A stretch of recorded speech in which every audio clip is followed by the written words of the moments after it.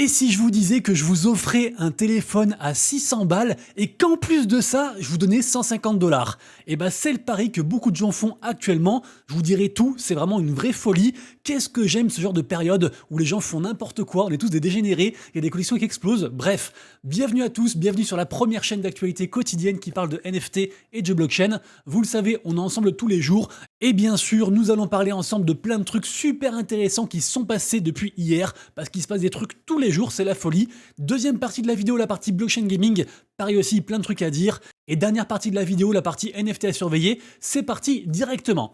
Évidemment aussi bien sûr, merci beaucoup à tous pour le soutien. N'oubliez pas, c'est pas encore fait de vous abonner à la chaîne. On est de plus en plus nombreux et de toute façon je pense que plus le marché ira bien et plus on sera de plus en plus nombreux. Ça fait super plaisir. N'oubliez pas, abonnement, cloche de notification pour ne louper aucune vidéo. Par exemple celle que j'ai fait ce matin qui s'appelle Space Catch, un nouveau play to earn du moment qui mêle à la fois un Stephen et un Pokémon Go, assez intéressant.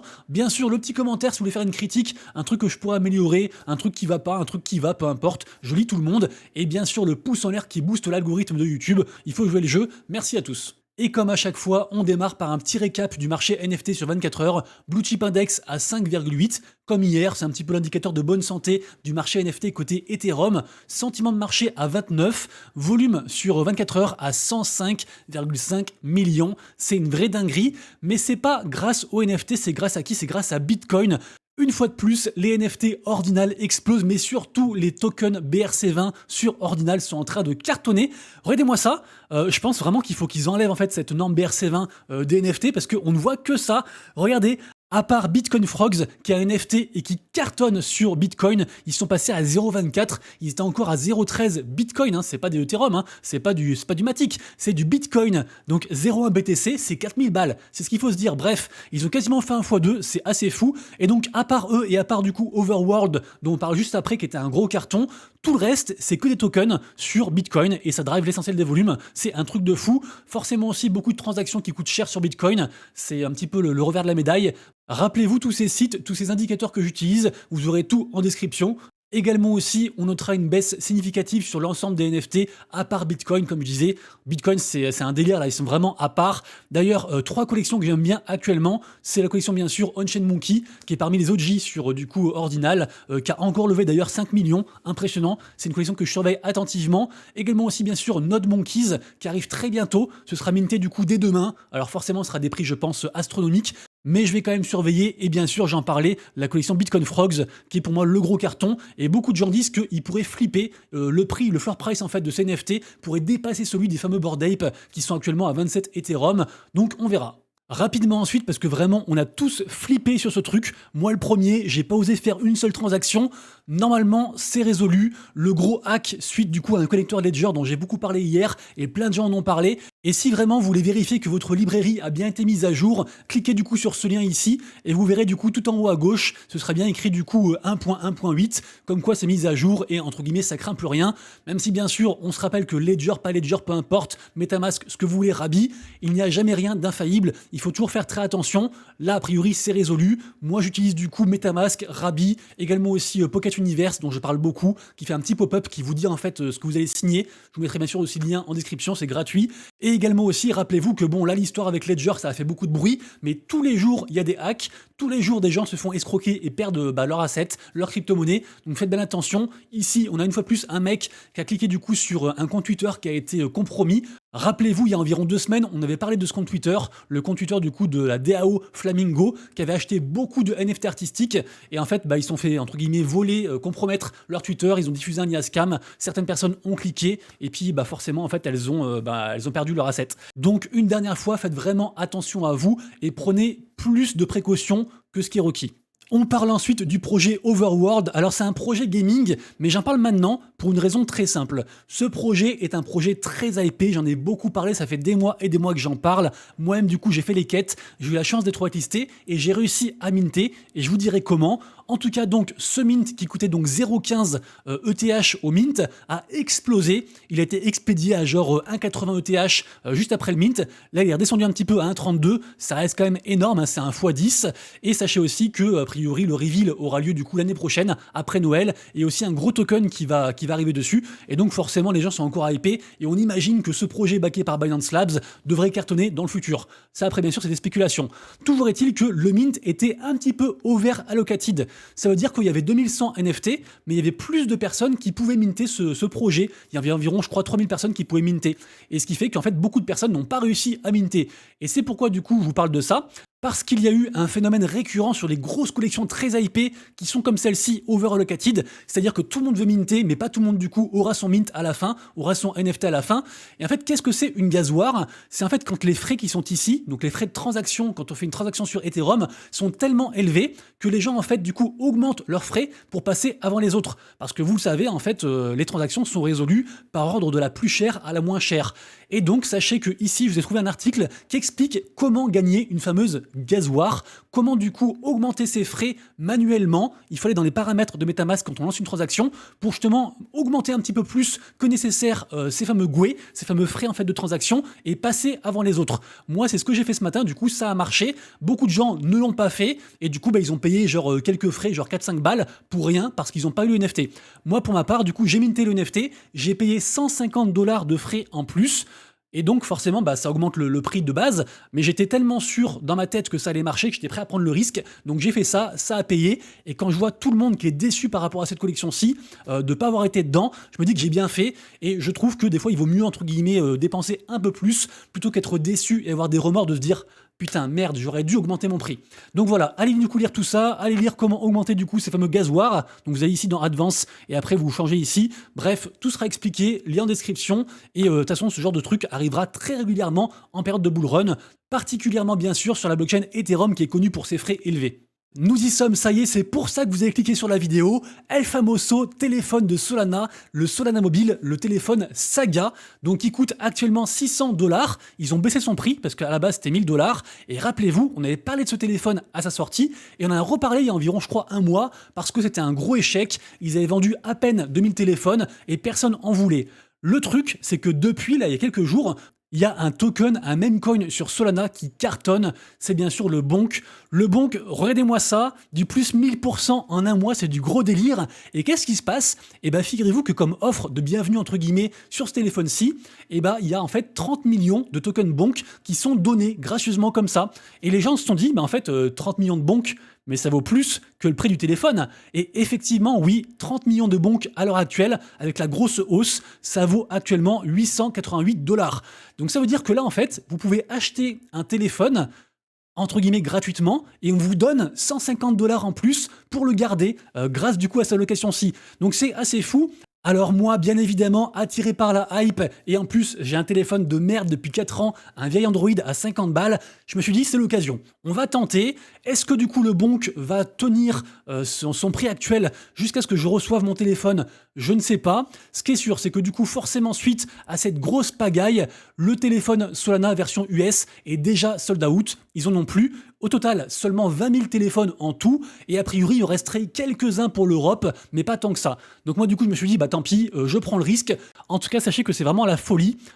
Ici, une vidéo du coup d'un mec qui reçoit son téléphone et puis qui claim du coup son allocation de Bonk, qui équivaut donc à plus que le prix du téléphone. Le téléphone dont personne ne voulait, maintenant tout le monde se l'arrache. Il y a aussi beaucoup de spéculateurs qui ont carrément en fait acheté le téléphone juste pour revendre les Bonk. Suite à ça, la team du Solana Mobile a dit qu'ils allaient vérifier pour que ce soit bien du coup un téléphone par foyer. Donc peut-être que ça se trouve, je recevrai jamais mon téléphone. Et vu qu'on est beaucoup à avoir commandé en même temps, je me dis qu'une erreur est possible et ça se trouve, j'aurai rien et j'espère quand même qu'ils me rembourseront. De toute façon, forcément, je tiendrai au courant de ce qui se passe. Sûrement aussi que si je le reçois, je ferai une petite vidéo aussi pour expliquer un petit peu les différentes features du téléphone et ce que j'en pense.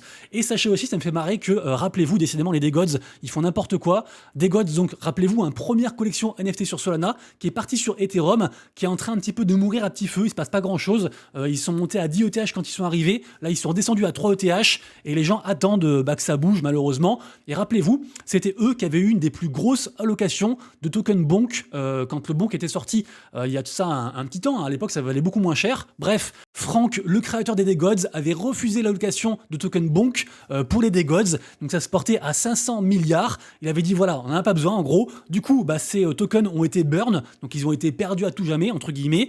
Et figurez-vous que cette allocation-ci, à l'heure actuelle, elle vaudrait 15 millions de dollars. Donc imaginez-vous que les Degods qui sont dans la panique, ils auraient pu recevoir une allocation de fou par rapport à les tokens les plus hypés du moment, qui surpassent plein d'autres en termes de market cap actuellement, truc de fou. Donc malheureusement, c'est encore une big loss pour les Degods. Ensuite, on reste sur Solana et on a une collection NFT qui arrive avec une nouvelle feature. J'ai même d'ailleurs du mal à l'imaginer. C'est carrément en fait les effets de levier qui arrivent sur la première marketplace NFT qui s'appelle donc Tensor. Donc ça arrive le 19 décembre. Et donc voilà, une collection NFT avec un levier de x0 à x100. Je comprends pas trop. Mais apparemment, les gens sont comme des fous par rapport à ça, donc on verra si ça change le paysage des NFT sur Solana à partir du 19. Si quelqu'un du coup a plus d'informations, bien sûr partagez-les, soit dans le Discord qui est ouvert à tous, soit sinon juste en commentaire YouTube. Deuxième partie de la vidéo, la partie blockchain gaming, et on commence bien sûr avec le retour, les résultats du célèbre événement, les GamesWe Awards. C'était assez incroyable, moi j'ai beaucoup aimé. Par contre, je ne vais pas trop vous spoil, vous irez voir ça, meilleur créateur de contenu, meilleur jeu, meilleur prochain jeu futur, meilleur RPG, meilleur jeu de combat, bref, il y avait plein de catégories, c'était très intéressant, mais j'ai quand même trouvé qu'il y avait quand même très souvent les mêmes jeux. Après voilà, ça a le mérite d'exister, c'est quand même une belle cérémonie, il y avait beaucoup de personnes présentes dessus, je crois plus de 30 000 personnes ont suivi en direct, moi je l'ai regardé en replay, et du coup ça a aussi permis de découvrir pas mal de nouveaux jeux, des prochaines bandes annonces, pas mal de trucs. D'ailleurs j'ai aussi appris que le jeu Chronos Dawn of Time avait rename, ils ont fait un rebranding, et je suis très content parce que c'est un projet que j'aimais beaucoup, et par exemple si j'avais pas vu cette cérémonie, je me serais pas rendu compte de leur évolution à eux, donc toujours intéressant. Également aussi, malgré le hack en lien avec Ledger, il y avait aussi un mint, un free mint pour les gens qui avaient voté, donc de ces fameuses clés qu'on voit ici actuellement à l'écran. Alors rassurez-vous, si vous n'avez pas pu minter, c'est pas grave, ça vaut à peine moins de 2 matiques à l'heure actuelle.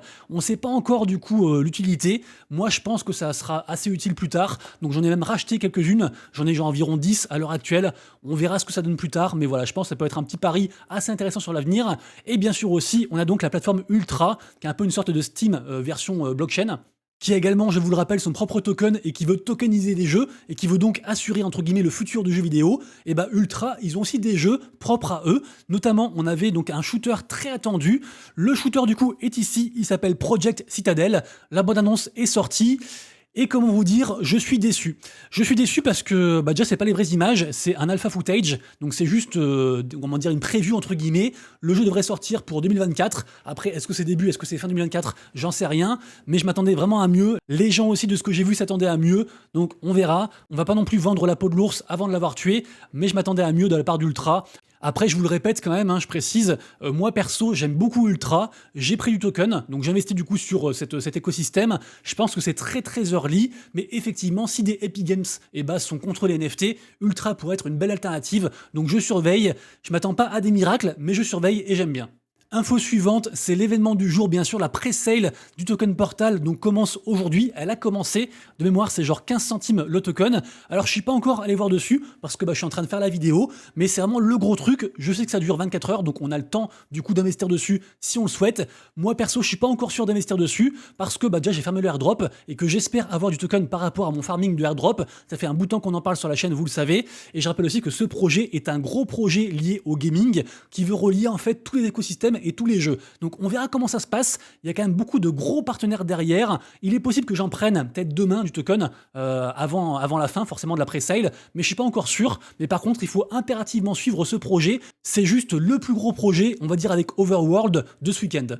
Info suivante, la suite d'un partenariat qui a très bien marché. De nouveau, du coup, partenariat entre Mocaverse, donc la collection NFT image de profil du gros fonds d'investissement hongkongais Animoca Brands, et du jeu Pixels qui cartonne. Plus de 150 000 joueurs uniques chaque jour sur ce jeu, qui est donc sur la cette chaîne de Axie Infinity sur Ronin. Et donc bientôt sont annoncées donc les phases 2.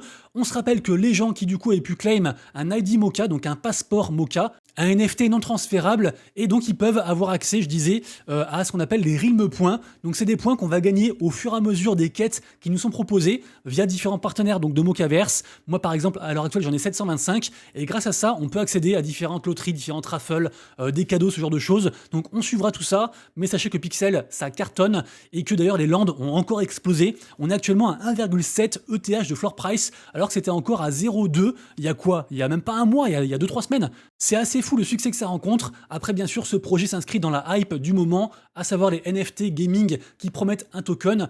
Pour Pixels, il y a déjà le token Berry qui est sorti, bientôt il y aura le token Pixel, et en fait, du coup, cette hype de projet, comme je disais, en plus, si c'est backé par Animoca Brands, ça marche encore mieux, et d'ailleurs, ça pourrait être le cas du projet Farcana.